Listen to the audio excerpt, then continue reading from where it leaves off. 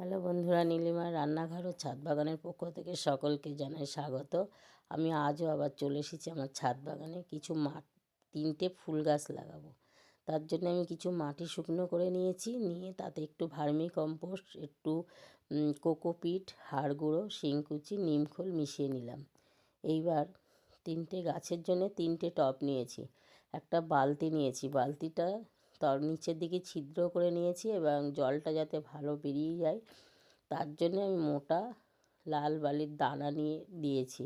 তারপরে সবজির খোসা দিয়েছি, যে সবজির খোসাগুলো পচে সার হবে।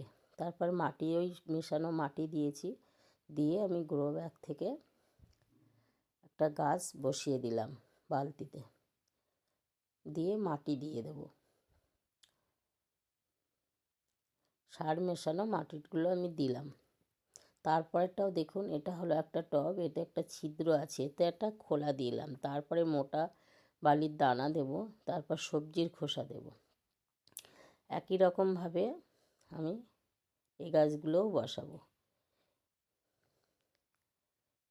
এই টবটা আমার একটু ছোট হয়ে গেছে, কিন্তু বড় টব নেই বলে আমি এতেই বসালাম। এইভাবে দেখুন পরপর সব গাছগুলোই আমি বসাবো।